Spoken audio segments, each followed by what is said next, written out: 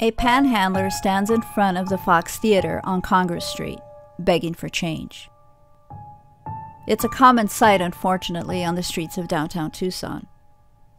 Homeless men, many of them military veterans, just trying to get by, with quarters and crumpled up dollar bills given to them by shoppers, bar hoppers, and tourists.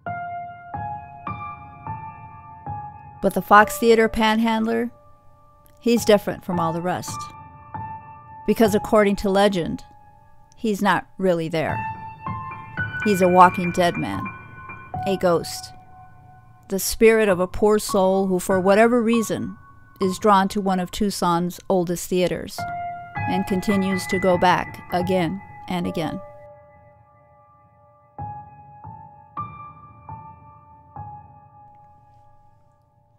Those who have seen him have reported whenever they go to donate change, it falls right through his hands, and then he disappears.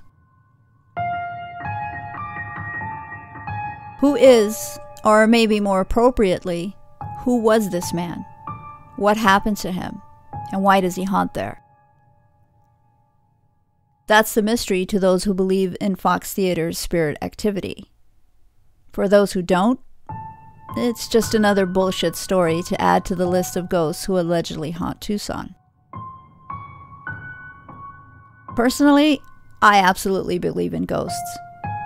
But if someone tells me a location is haunted, my first reaction is, well, I want to see or hear for myself. And that's exactly what I did. Coming up next, my lights out ghost hunt at the historic Fox Theater. Welcome to Season 2 of El Presidio Project.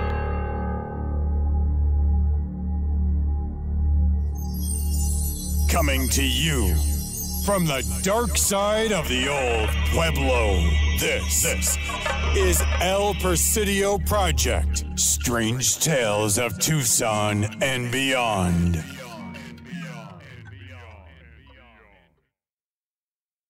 Hello, is there anyone here with me right now?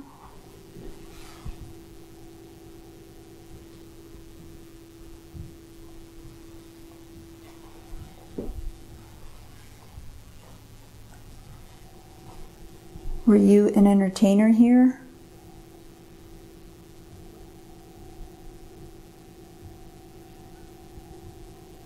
Was this your dressing room?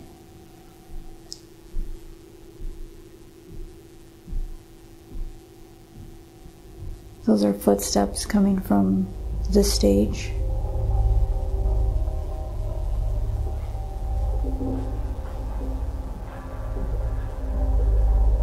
Does it bother you when people come down here and ask questions with funny looking machines and lights?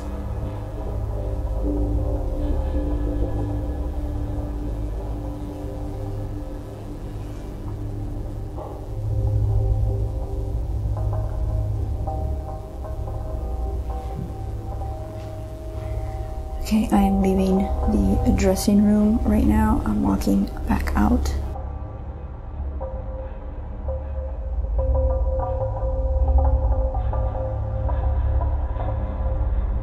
This was me attempting to communicate with the spirits who allegedly haunt the dressing room area of the Fox. If you follow the El Presidio Project Facebook page, you'll see video footage of me entering the dressing room where I asked these questions. As I said in the Facebook post, the audio captured during this moment will be brought up in this episode. But before I get to that, I'd like to briefly discuss the theater's history.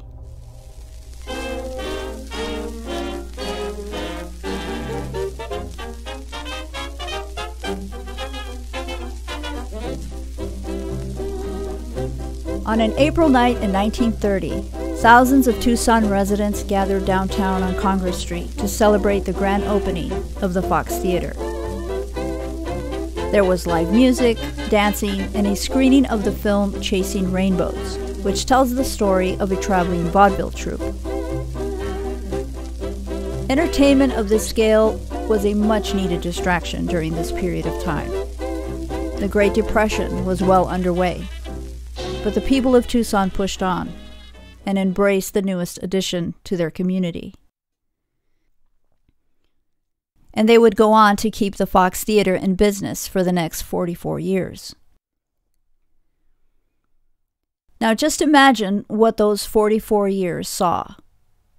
Aside from the Great Depression, the Fox was there at the beginning and end of World War II, the birth of rock and roll, the social justice movement of the 1960s, the Vietnam War, and everything in between. During the peak of its popularity, there were Hollywood blockbuster premieres, movie stars, off-Broadway shows, and some of the best entertainers in the world performed on its stage. All those sing-alongs, family outings, tears, laughs, first dates, first kisses, and all the other things that happen in a theater are still there in some form or another. So it's no surprise the Fox is said to be one of the most haunted places in Tucson. In a news article published in October of 2017, it was reported by the founder of the Tucson Ghost Company that a spirit of a little girl haunts the upper and lower lobby. During the 1940s and 50s, the local chapter of the Mickey Mouse Club would gather there on Saturday mornings to screen cartoons and other kid-friendly pictures. Paranormal investigators have heard the spirit of the little girl giggle. What's causing her amusement is unknown, but it could be a sign that somewhere inside the theater, the old Mickey Mouse Club still gathers there. Now, another area that has been noted to have spirit activity is the projection booth. Employees have reported unexplained movement and noises there. So much so, a few projectionists have actually quit over it. The projection booth was closed off to us during the ghost hunt, but we were allowed to explore the balcony where the projection booth is located. And this is where I heard something I can't really explain while I was conducting an EVP session. You will hear me ask a few questions, then you will hear audio from the video clip I spoke of earlier during my playback review. It was during this audio playback that a very distressed male voice comes through, either saying "Pa, Pa," or "Paul, Paul." I will play the entire clip, then I will repeat the unexplained voice capture 3 times at regular speed and once slowed down. So, I believe I am the only one up here right now. I'm going to check. Kind of scan.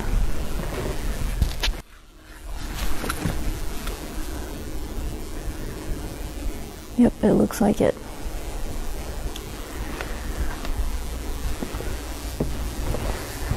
So I'm going to take a seat. Hello, is there anyone up here with me right now?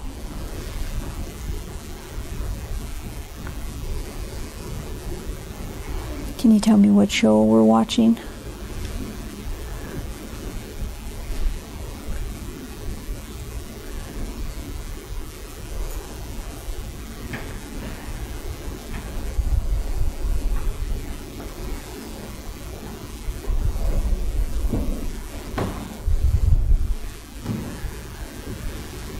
So some other people got to the balcony. So those are the footsteps you're hearing.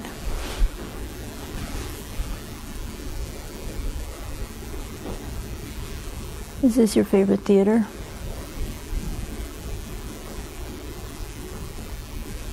Do you like to come here with your family and your friends?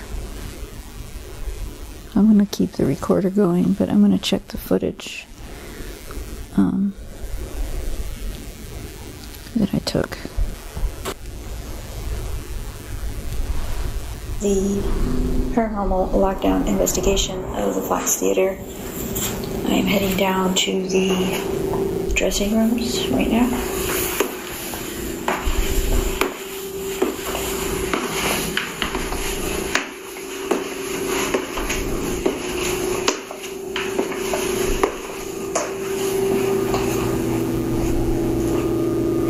And just to give you an idea of of how dark it is right now, I'm going to turn my headlight off.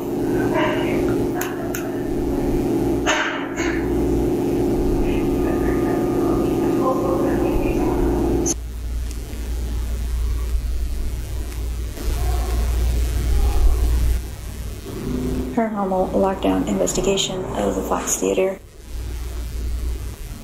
The hell's that? Hello? Here it is, amplified. Paranormal lockdown investigation of the Fox Theater.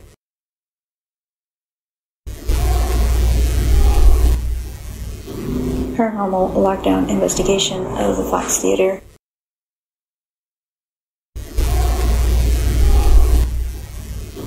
Paranormal lockdown investigation of the Fox Theater.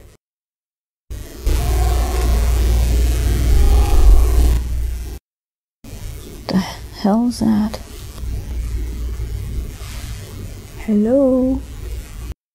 Honestly, I don't know what that was. But I can't sit here and say that voice was absolutely 100% paranormal activity, because that would be crazy. What I do know is, I was very careful to note every sound or voice I heard coming from the other people who were with me at the theater that night. No one in the group made that noise. Another possibility is that the noise came from someone outside of the theater, which is also a bit concerning because whoever it was sounded like they needed help. But then again, if I could hear it way up in the balcony, the others who were down in the lobby would have heard it too. As far as I know, no one heard it but me. Now this may be a huge stretch, but I feel it's important to mention here. According to the Fox Theater staff and the members of the Tucson Ghost Society, during the construction of the theater in the late 1920s, a man working in the area above the stage fell to his death. I was unable to find an article in the archives that reported this incident, but that doesn't mean it didn't happen. If that distressed voice was spirit activity, could it be that I captured that tragic moment in time? Like I said, it's a huge stretch, but I guess I'll never know.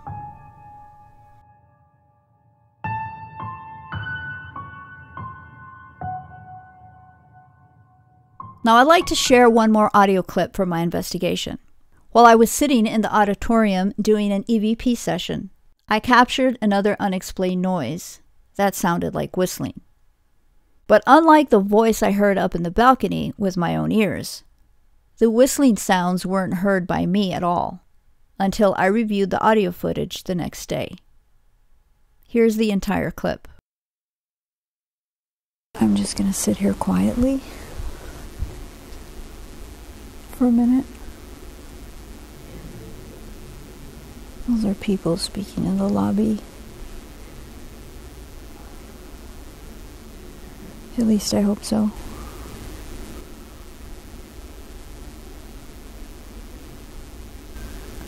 Is there anyone here next to me right now? Or near me? What movie are we watching?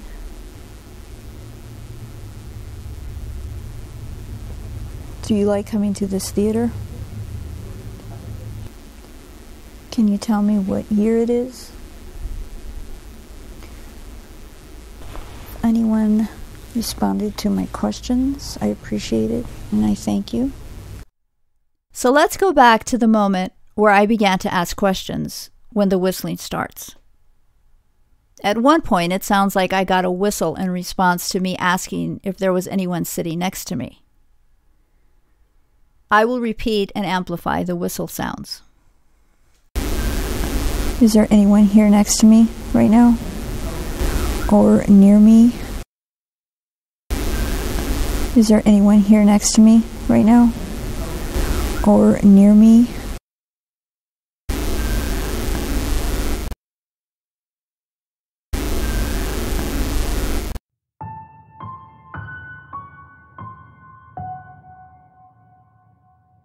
The Fox Theater closed down in 1974.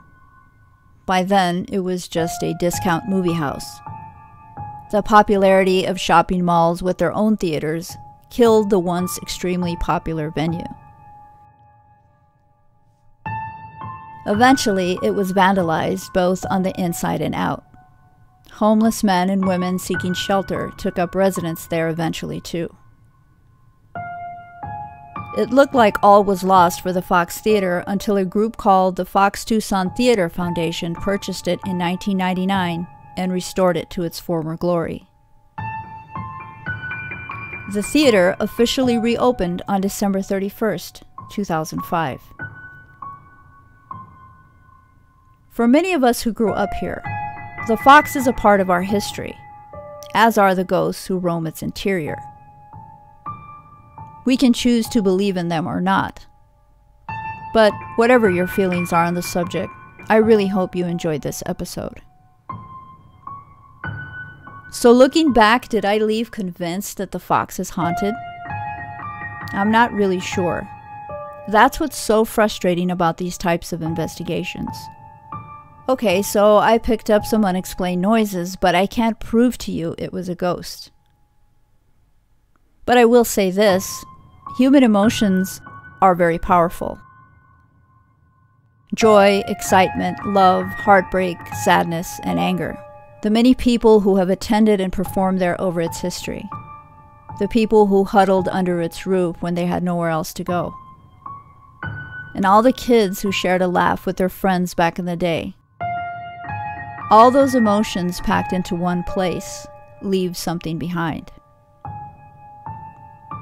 And I felt it big time as I walked around in the dark and tried to communicate with those who are no longer with us. Don't forget to hit like and follow the El Presidio Project Facebook page. And let me know what you thought of this second episode of the new season. Wishing you all a very happy Halloween. Be safe out there, everybody. Until next time. Bye-bye.